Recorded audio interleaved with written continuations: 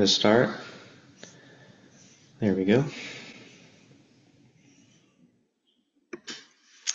All right, so this is our 12th session.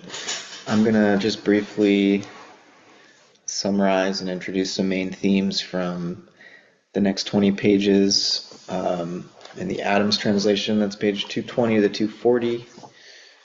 We're getting close to the end of the chapter, Man and the Evolution of the World.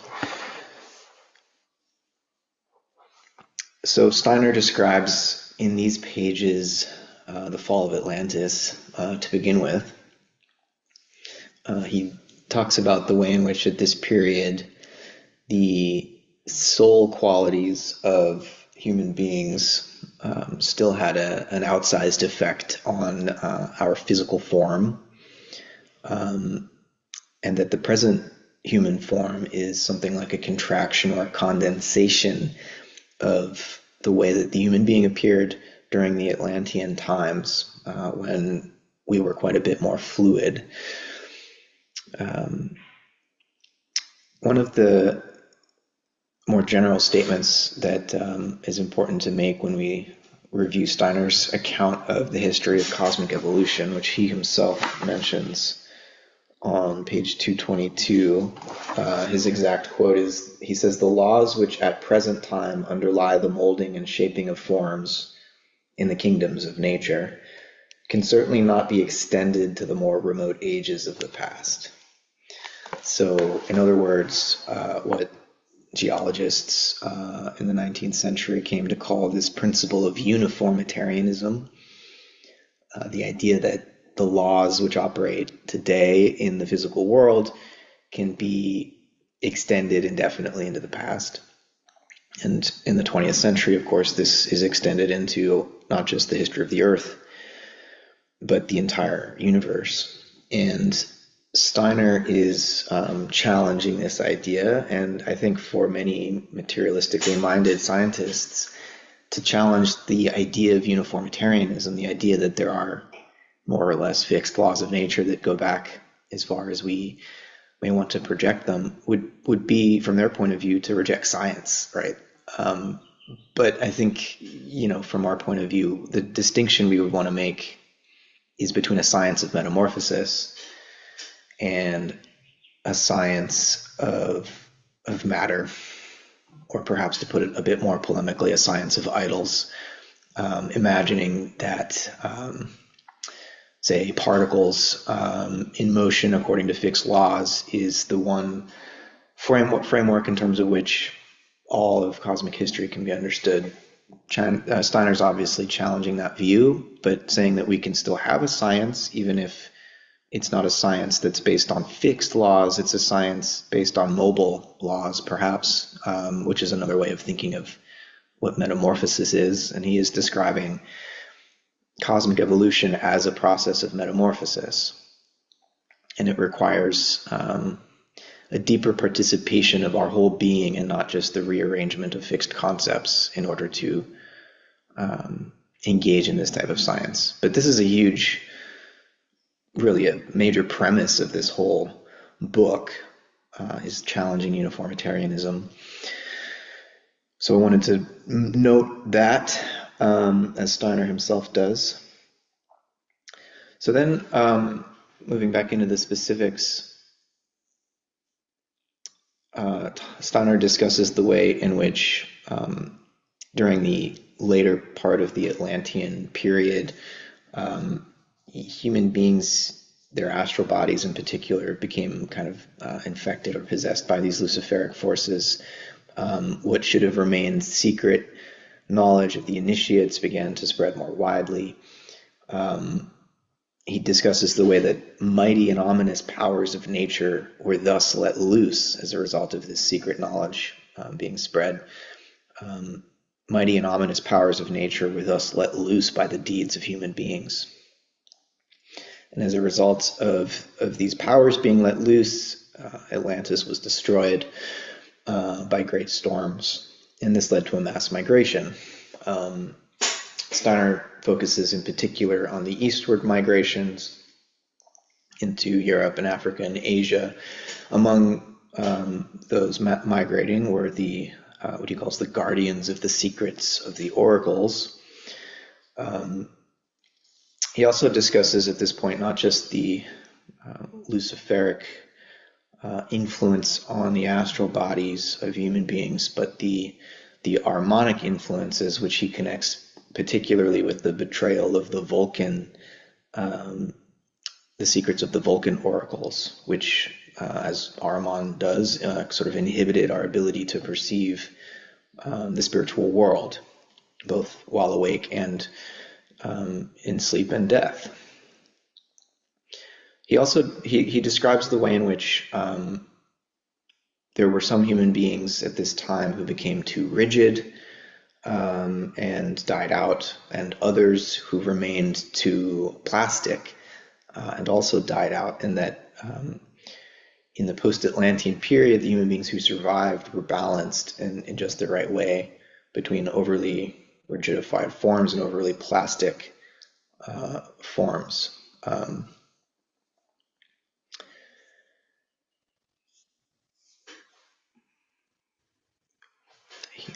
Steiner goes on to say that we were increasingly, in the later Atlantean and post-Atlantean periods, induced to enter into our physical sense experience, our experience of the physical world. And because of these fallen Vulcan, or these Vulcan secrets being unduly exposed, and the harmonic influences, we were increasingly relating to the physical sense world in an unspiritual way, and subject to a kind of illusion at the hands of Ahriman. But there was a form of the wisdom of these oracles, namely the Christ oracles or Sun oracles, that maintained some of these original teachings, and that the Sun mysteries contained within them also the other planetary oracles, almost like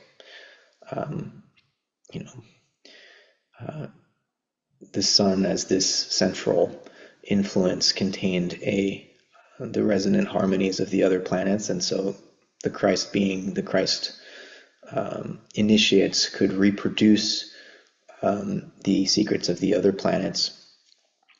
And there's something in particular about the way that the Christ or the Sun oracles preserved the etheric body and protected the etheric body from these Luciferic astral influences and the influence of Ahriman.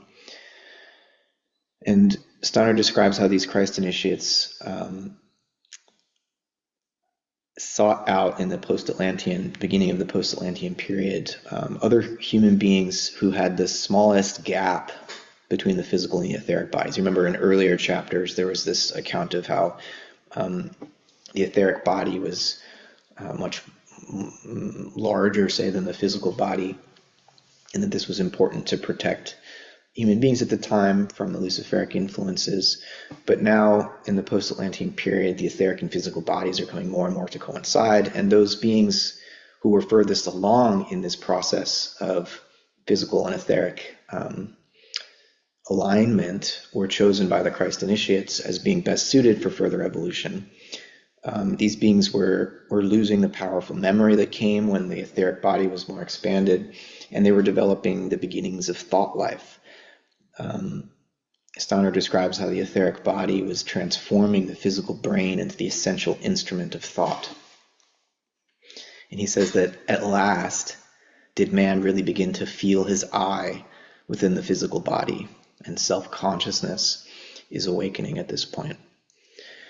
So these Christ initiates were trained up, as my translation reads, and they were endowed with the after images of the life bodies or etheric bodies of their spiritual predecessors, Steiner says. Now, he says these initiates who would then go into ancient India to transmit this secret knowledge, they didn't have the astral possession of these of their spiritual predecessors. They just had the after images in their etheric bodies. And so what this entails, as Steiner describes it, is that these initiates were more or less just ordinary, maybe slightly more intelligent, but ordinary human beings who could nonetheless, in a kind of altered state of some kind, channel the wisdom of their spiritual predecessors, right? Unconsciously so.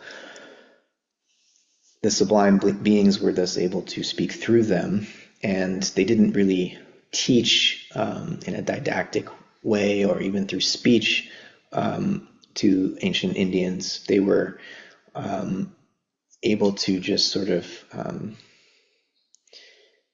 convey these teachings in an almost he doesn't use the word telepathic, but it seems like there wasn't a need to communicate in the usual way that we would think of a student-teacher relationship. There was a direct transmission of some kind occurring, and there were 7 of these Christ initiates in ancient India. Steiner wants to be clear here that he's not talking about what historians might refer to as ancient India today. He says that the Vedas, the written records, earliest written records we have, are actually a faint echo of this primal wisdom.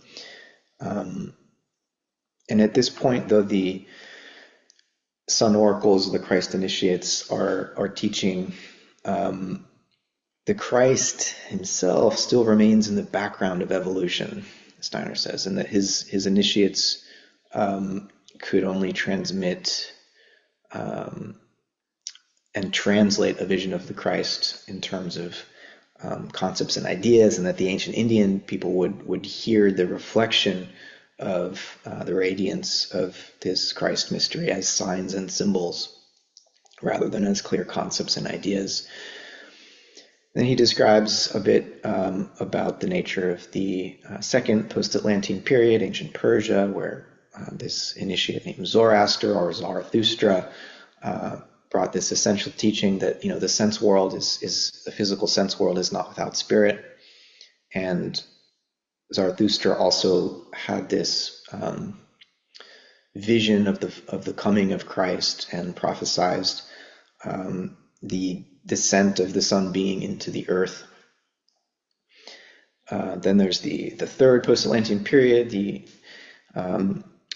of ancient Egypt and Chaldea and Babylonia, where Hermes becomes the core teacher, who is making clear to the ancient Egyptians that after death, human beings can reunite with the powers or the spirits of form or the Elohim.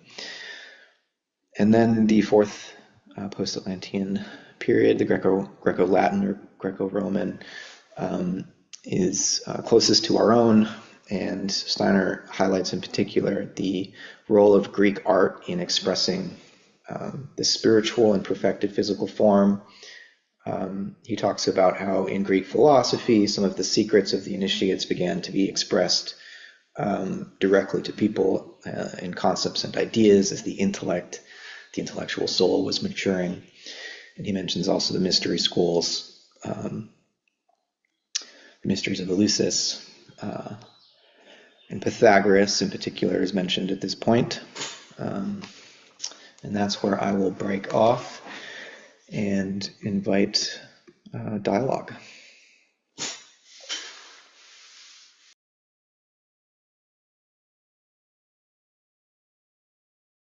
Please go ahead, Max. Yeah, thank you, Matt. I had a question following the reading today. I'll start with something that we've touched on already as a sort of postulate, which is that the past is not left behind, but we can, if we know how to look, we can discern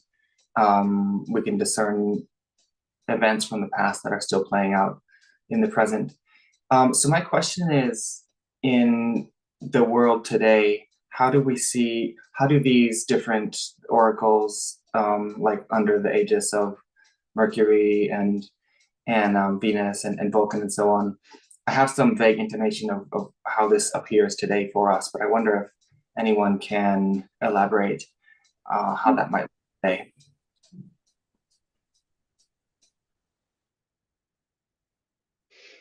It's a good question. I don't have a good answer. Um, I'll let Angus chime in and maybe we can contemplate that one together, Max. I think you're still muted, Angus. Good evening or good morning, or nice to be back here. Yeah, I'm not going to give us like a long, detailed answer to Max's question. Just a couple of hints as to where you can go and look for answers. Because I actually wanted to come back to a point Carsten made several weeks ago, and link it into the latter parts of the points that you talked to there, Matt. But the Missions of Folk Souls is a particularly interesting series of lectures that go into this question of different countries or different folk souls have different missions.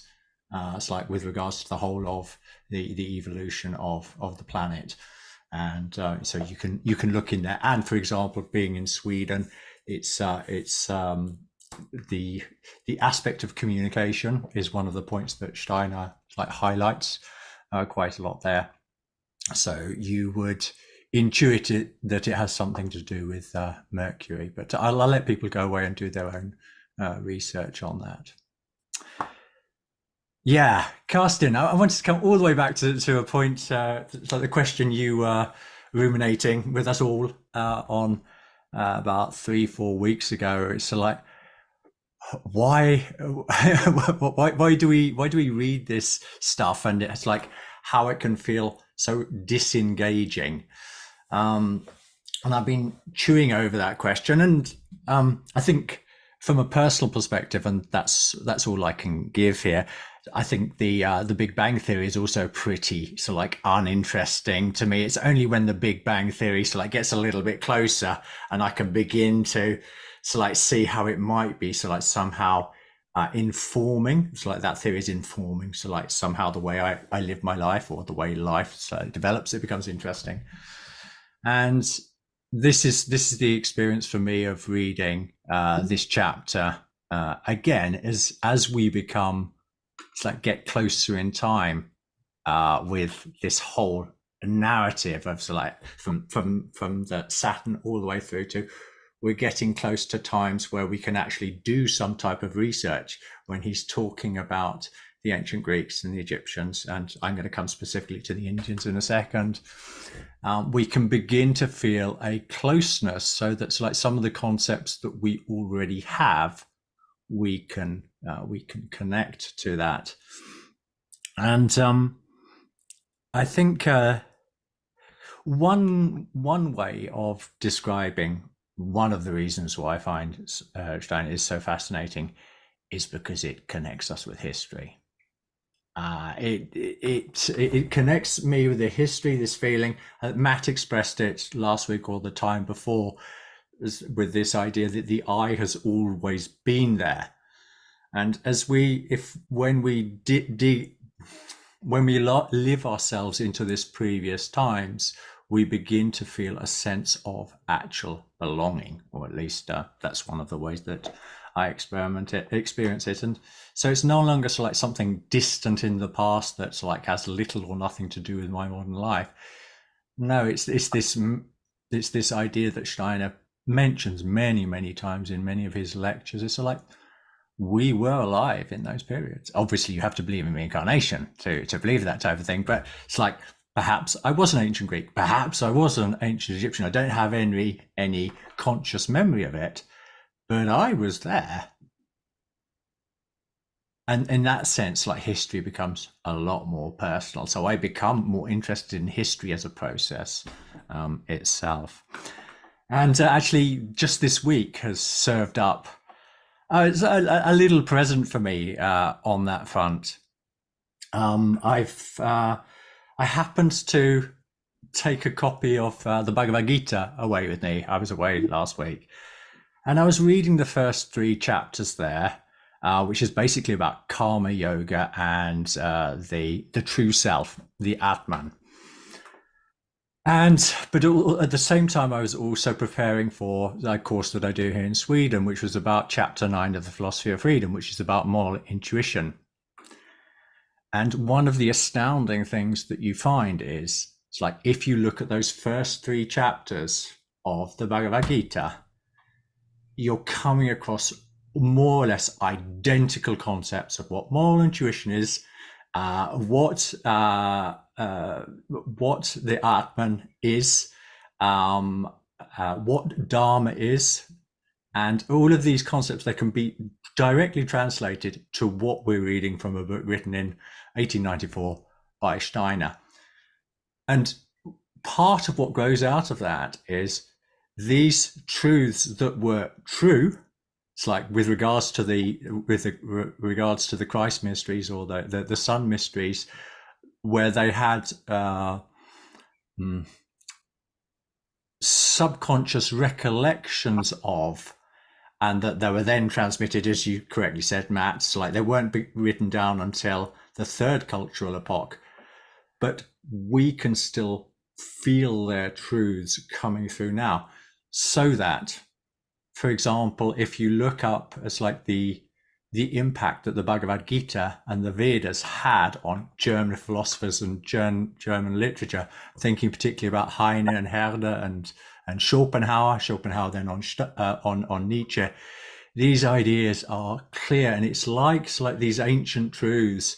They're coming through into this German folk soul, and I think it was Heine that said, so like the Brits, they went over as like to invade and trade with the Indians, and we brought back their cultural heritage. So I feel myself the more we get into this book, the more history becomes like part of me, and I can start seeing those links. And perhaps a final point here. It's also interesting to reflect on the extent to which, even in Steiner's day, so much of what is common knowledge for us about like Egyptians, the Assyrians, the Babylonians, that was all just beginning to filter through. These ancient works were being translated into English and into German for the first time, and so the West was rediscovering it's like a spiritual heritage with which some of its leading exponents felt themselves able to connect with. Yeah, thanks, Angus. It is interesting in this moment in the book where we do begin to transition into eras of history when there are written records, and that form of historiography that limits itself to such records, I think, at least at this stage, can now be compared to what Steiner is saying. And in terms of the I always being present, yeah, I think, even when we're considering something like the Big Bang Theory, that materialist perspective can't help but help itself to this first person point of view, like as if we were there watching it happen. And so rather than do so tacitly or kind of pretending like you're not imagining that you were there watching this happen, Steiner is inviting us to do so in full consciousness. And it's not like we have a choice in the matter about whether we imagine ourselves having been there. It's just that when you fully accept the inescapability of that, things get very weird very quickly, which is why this book is so difficult to track at times. Weird because it's new, but I think also, yeah, we can see ourselves, our humanity, more in this form of history than in the Big Bang form. Ashton. Thanks. I just wanted to share this to see what others might have to say in relation to it. But as I was reading the sections, I guess, from the description of Atlantis onwards, I found myself having a harder time with it, maybe surprisingly, in comparison to the narration of the angelic creation, metamorphoses of the cosmic epochs. But I guess what I find sort of fantastic, and I like it. There's something about the narrative that I guess nourishes in a way the need for a kind of dignified narrative of human origins on Earth. But I guess the narration of the oracles and the initiates, it just sounds so hard to believe to me, and too perfect. And I know at the beginning of his narration he says he's being schematic, and even in the prior epochs there's so much going on, and he has to be schematic in order to convey something intelligible. So I guess, maybe there's some of the modern conditioning, the progress narrative of human development in my informing my reception, in comparison to, the tendency for ancient cultures to think more in accordance with the kind of decline from the Golden Age. But yeah, so I'm just curious what people might have to say about that, or if anyone has had a similar experience. And yeah, I think I'll just stop there. I want to hear what Angus has to say about that, but I've heard Steiner say in other places just about our own time and the role of anthroposophical communities, that it doesn't actually take that many people to carry an important spiritual impulse forward so as to create an evolutionary opportunity in the future that's very important. Like it takes a relatively small number of people. And so when I think about like the 7 initiates that the Christ Oracle chose to train up to then go seed ancient India, it's like, wow, that's a quite small, so it seems like a precarious situation. Like, what if one of them had broken a leg and couldn't do the work, or and so it does on some level seem incredible, but only because there's something quite fragile and contingent about it. At the same time that there are higher beings supporting the whole enterprise, we're still also talking about human beings here. And so it's quite an adventure that's being chronicled here for us by Steiner, and I'm just sort of sitting with it. Yeah. Angus?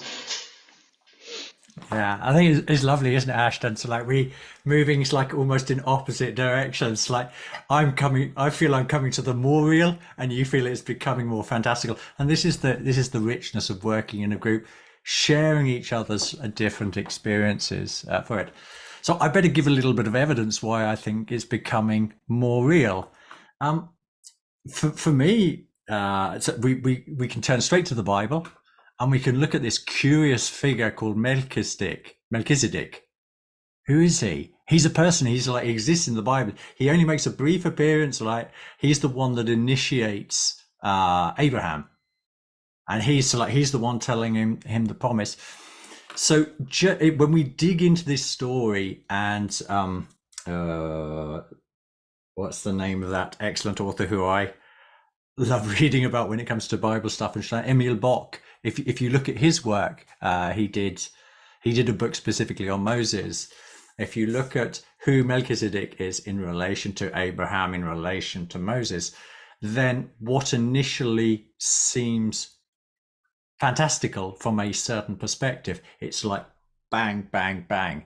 It's there in documented history.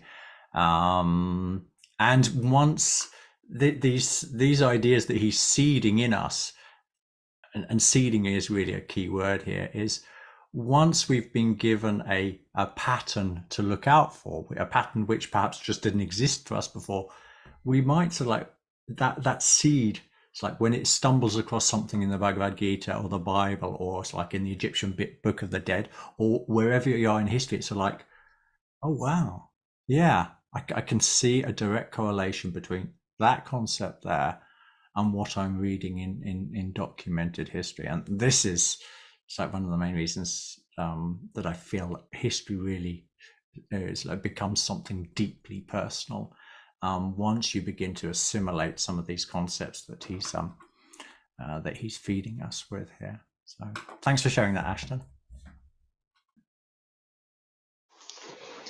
Yeah, thanks, Angus. Max, go ahead. Yeah, thank you. Speaking of what Angus just brought up, and also in respect to patterns, and also, Matt, your comment in the introduction about the doctrine of uniformitarianism compared to something else that Stein is proposing. To my mind, the kind of fundamental paradigmatic difference between a cosmology like Steiner's and the cosmology that we're familiar with from our scientists today has everything to do with patterns.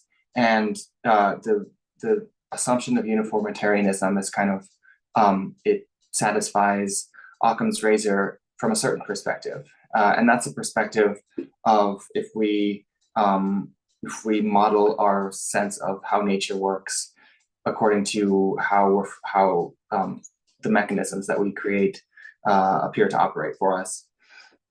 And so that seems like almost sort of default presupposition. If, on the contrary, we take as a pattern, like a paradigmatic expression of how nature works, not our mechanisms, but rather living things, we'll get a very different picture about how natural laws unfold. If we think of the universe, if we liken the cosmos itself to something that grows and develops and has an inherent telos, we will the default assumption will look very differently. It will look much more akin, it will be much more akin to what Stein is presenting. One brief comment about my initial question, and I appreciate Angus's response. I'd like to give a more concrete example. Steiner mentions the Vulcan oracle and how people under the standard of the Vulcan oracle, they would tend to seek ways of transforming nature. My question is this something, do we see this same impulse playing out in the kind of techno-utopian visions that are all around us right now?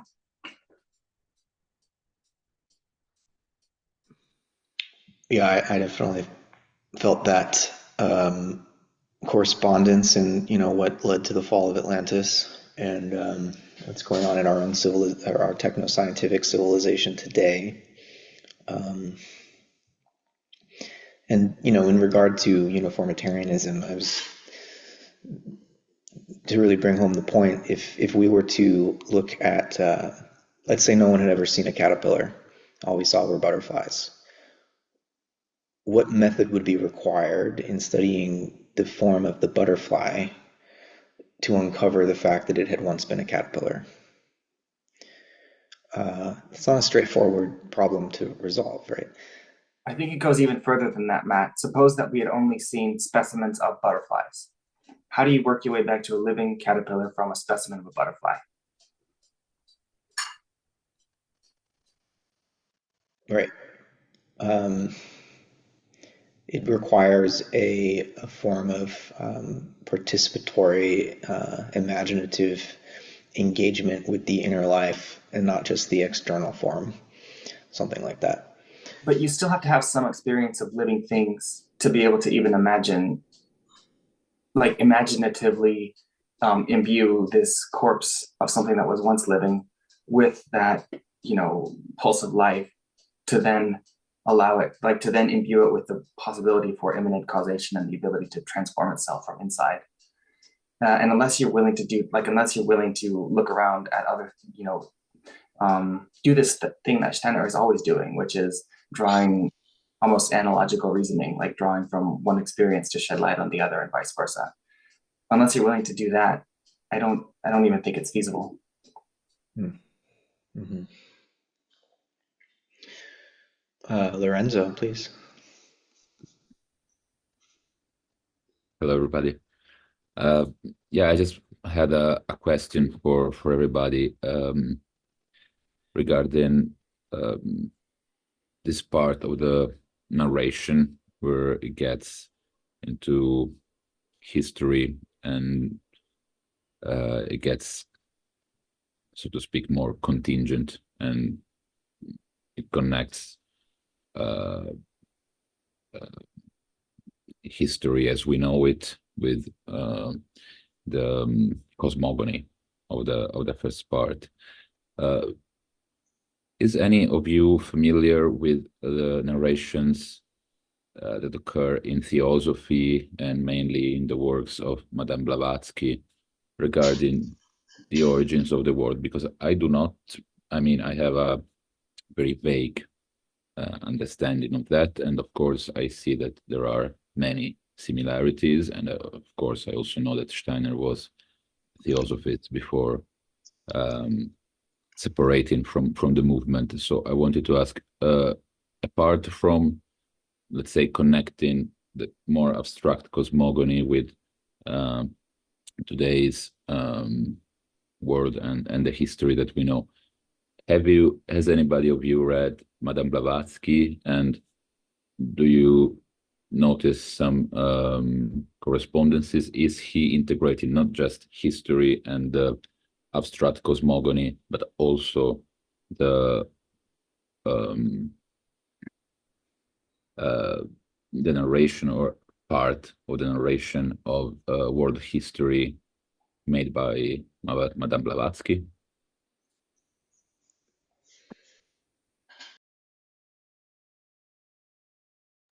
You're muted, Matt. Oh. Thanks. I only have vague I'm familiarity. looking into that, so I fortuitous have my hand up if you want to. Oh, sure. Go ahead, Bruce. So I wanted to talk about uniformitarianism, but let's go with Lorenzo's question because he just asked that.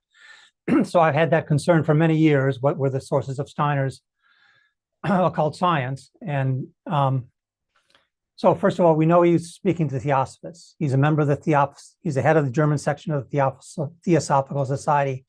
This time he's speaking to Theosophists. He's using a lot of their language, and he is speaking about things that are of concern to them. And he's taking this, some of it, I mean, he's using Blavatsky's secret doctrine.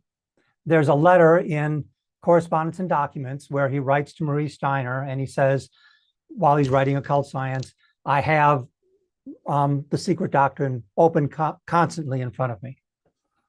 So there's an impulse there. So there is stuff in the secret doctrine in quite a different language. I haven't gone into it in enough detail to be able to say more than this kind of surface thing, but the language looks very different than that. So that's one thread that is underlies Steiner speaking. But he also, even in this book, he says that there are Rosicrucian sources for this knowledge. And so I have talked to Rosicrucian colleagues. So there's a Facebook group about Rosicrucianism, and there's a guy, Sam Robinson, on there. Sam Robinson is studying the history of Rosicrucian thought in Europe. He's written one book on it about a master called Mailander, who was almost certainly Steiner's M.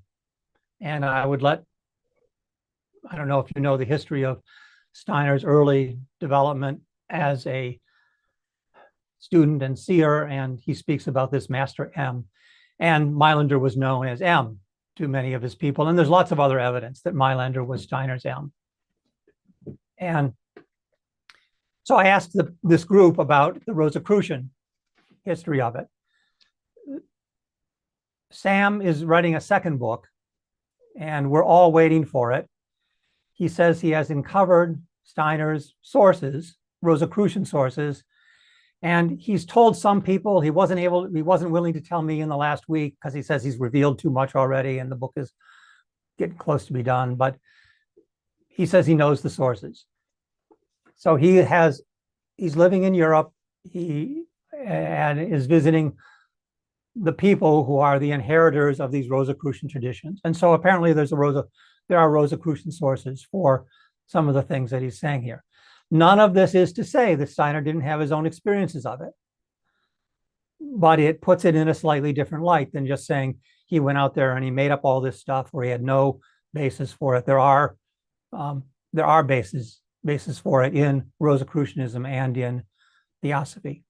So that was, and so we're, Sam Robinson, write him an email and say, pound those keys, get that book out. He says all the hard chapters are done. We want to see it. Okay, uniformitarianism. The problem isn't having ideas. We can have plenty of ideas in anthroposophical circles. None of them go anywhere. The problem is when you go out and you look at nature and you try to test those ideas somehow in nature. So you go up into the Alps and you find seashells. Leonardo is the first one we know about who did this. You're nowhere near the ocean. How did the seashells get up on the mountaintop? In fact, there's a really great book written about Nicholas Steno, who was the first one who made a geological strata, who decided that you could see strata and uncover history from that. The book is called The Seashell on the Mountaintop. Really excellent book. Very approachable. So, the problem is when you start making those observations, what do you find? And you don't find things that suggest, well, I don't want to say that. I don't want to say that they contradict anything of Steiner's. I just want to say anthroposophists are very prone to making facile and erroneous arguments that all we have to do is just think a little bit and we've got this. That does not solve the problem. The problem of uniformitarianism is just as hard as the problem of consciousness. In fact, it's related to the problem of consciousness. And it just makes me angry that, if you really believe this, go out and show it. Go out and make some measurements. Go out and find something in nature that supports your idea. That isn't just an idea that says, oh, if you look at this one phenomenon, we can imagine that something would happen. Science is not about imagining. And yeah, I guess I've heard these arguments a lot over many years. I hope I can get you this paper by Norman Grant. He is very he is very open to other interpretations. There just isn't evidence that, and in fact, there is contrary evidence that radioactivity is a new phenomenon. Even if the whole world was spiritualized in the past, was not in the way that we think of it today, there's a relationship, and you could even say is it an ideal relationship between the different, what we call elements today, and that relationship, not the physical things, but the relationship has to be preserved from the past, because otherwise we would see something different in the present.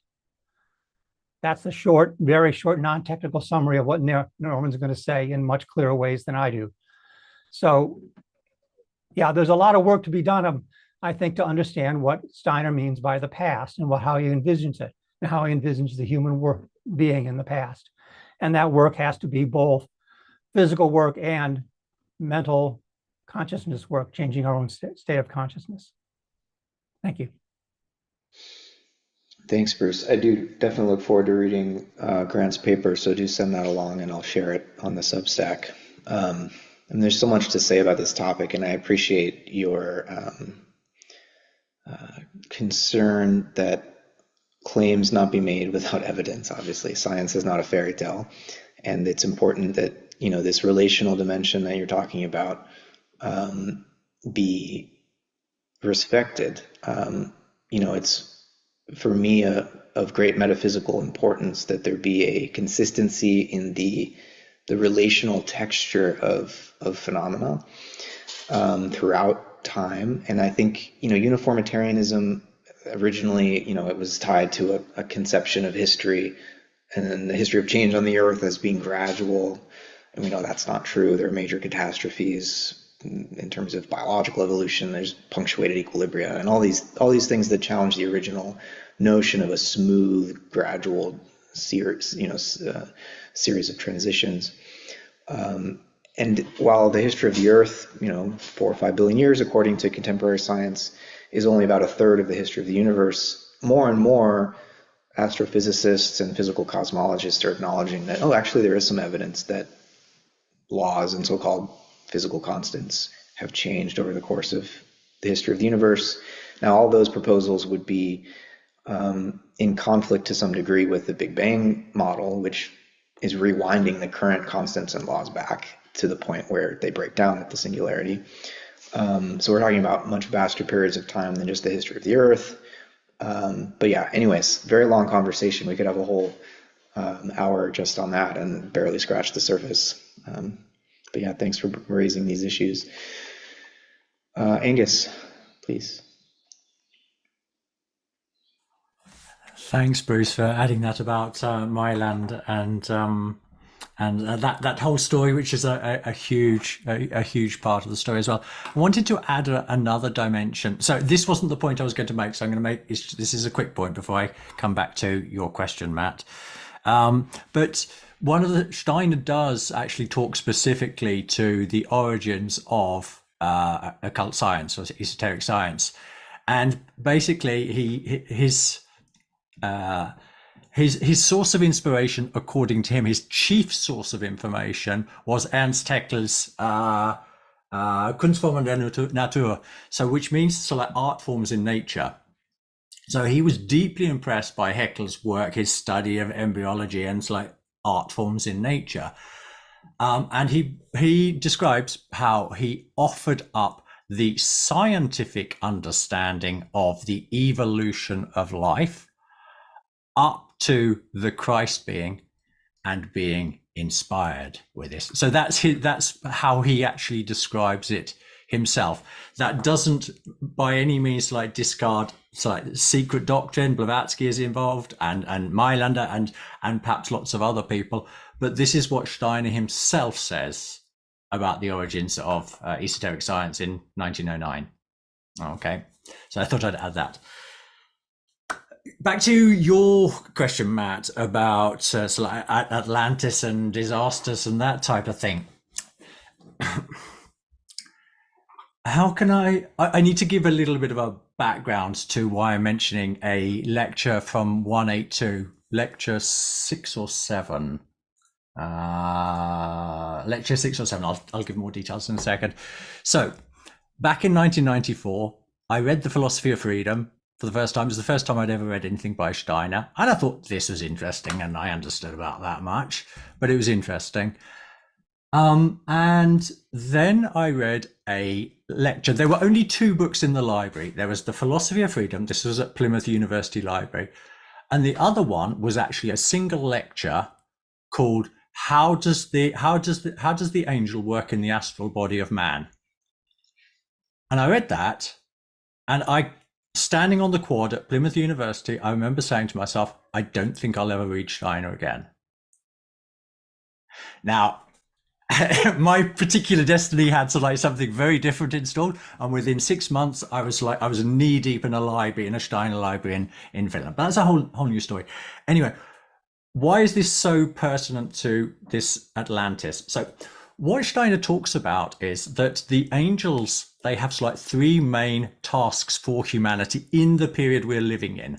And he describes how it's like if human beings wake up, if the angels are able to perform to give humanity what they are supposed to give in freedom, then humanity will develop as like a true brotherhood of man. It will recognize, there are 3 points in this lecture. The second one is that we will automatically sounds wrong, we will be consciously aware of how every living human being is a revelation of the divine. That's their second task, you could describe it as. And the third task that they have is the awakening us to the idea, to the experience of how thinking is the spiritual activity. It is through thinking that we connect ourselves consciously with the spiritual world. So that's what they're supposed to do. But in this lecture, he also describes what will happen if they don't achieve their goals. So, and So what the angels will do, instead of like giving our astral body these impulses, they will be forced to, how can I say it, to work in our etheric bodies. And he describes the effects of angels working unconsciously in our etheric bodies. And they are. I'm going to give this very, very, very briefly. I do recommend that people go and like read this lecture 182 from 9th of October 1918. What does the angel do in our astral body? There will be a perversion of sexual instincts. This is the first thing he says. It's like sexual forces will be perverted to ensure that the angels can do for humanity what it needs to do. The second one is a perversion of the understanding of etheric forces, and he talks specifically about a perversion of medicine as a means of bringing about destruction. So all of these are highly destructive forces to society. They are forces which will cause a dissolution of society so that it's forced, encouraged, perhaps is a better word, to discover their original intent, brotherhood, hidden divinity, and attaining the spirit through thinking. So we've got sexual instincts, medical knowledge, and the third one is the mechanical forces. Anybody who's familiar with it's like the type of work that Andrew Linnell is working on, with his areas of interest, mechanical forces, vibrations, how they will also be so like a third level of understanding will be revealed to humanity, which again will work highly destructively in humanity, so that humanity wakes up to the original impulses. Not easy to condense a very important lecture with which I have a particularly strange relationship to. It's not easy to condense that into 5 minutes, but if anybody's heard anything that they thought was interesting or so like awoke questions, 9th of October 1918 is it's an interesting lecture. Yeah, thanks. Thanks, Angus. Maybe you could do a pop-up on that for us at some point. I'm going to track that down. It was GA 182. That's right, yeah.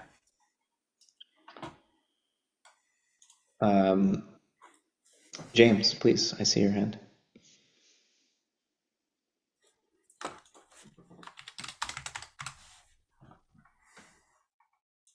Okay, one thing about being in finance all these years and doing data mining and data, you see in patterns and everything, but a lot of patterns what I got to see with Steiner, as he talked about before, I don't think it's in this book, it isn't.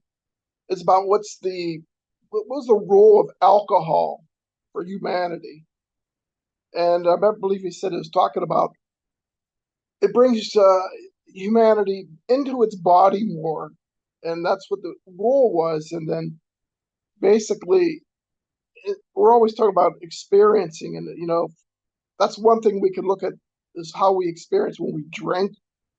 I don't take drugs, but it seems like these impulses come in different angles, and right now we're seeing a lot of the impulse for doing psychedelic drugs and psychedelic therapy and stuff like that.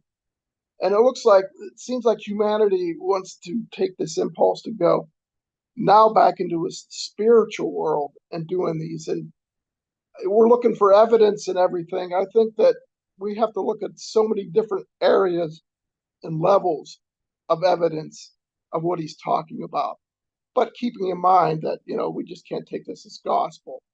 But that's what I believe. I can share with everybody. Thank you.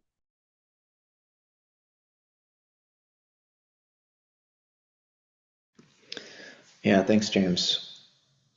Ashton and I have talked about this with alcohol in the past, that it was something about forming stronger group identity and maintaining group identity. Do you remember about that, Ashton? There's a lecture cycle on it. I can't remember exactly. It looks like Angus is gesturing that maybe he has, yeah. You're muted if you wanted to. Strengthening of the ego forces. Oh, the opposite of group identity.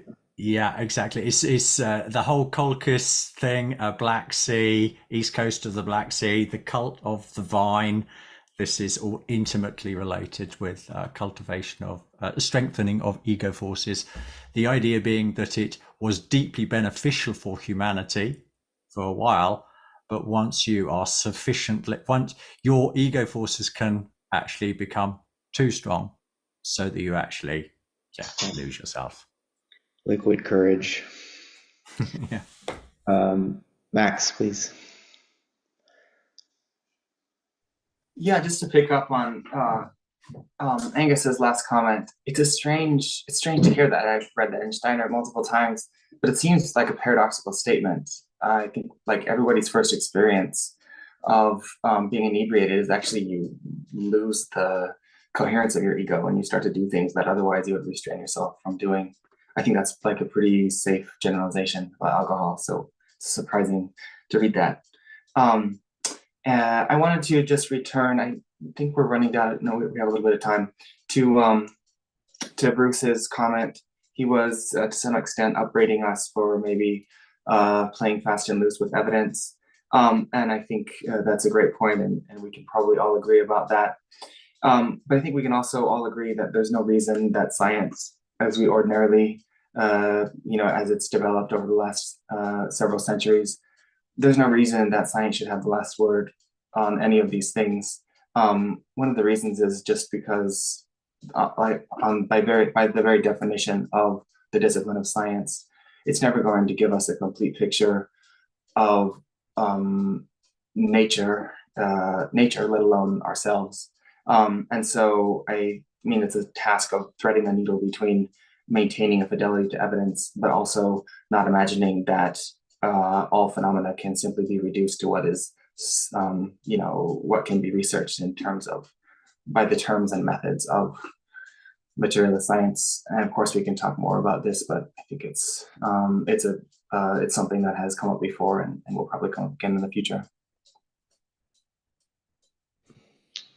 Yeah, thanks, Max.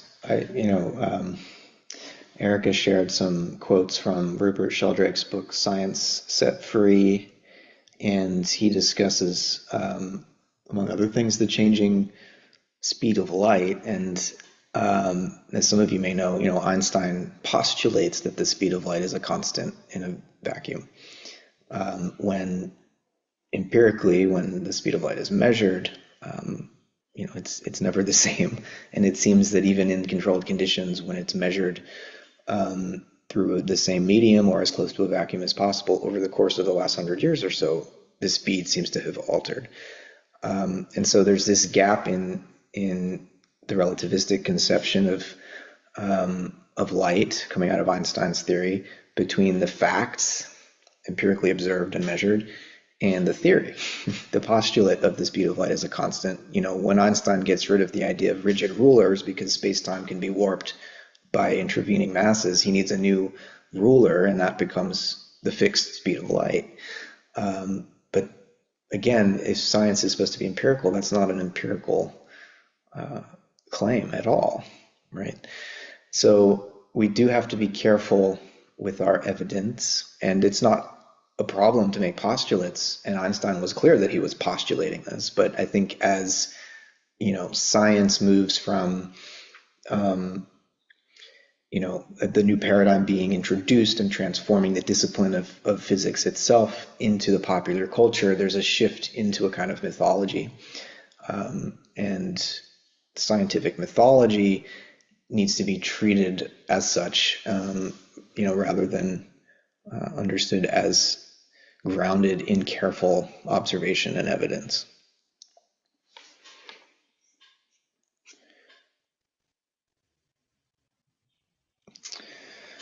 All right, we're at time.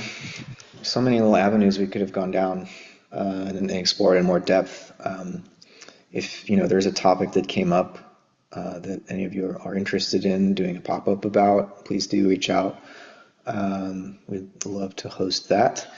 Otherwise, we will see you all next Tuesday for the next 20 pages, which if you're reading the Adams translation, that's 240 through 260. And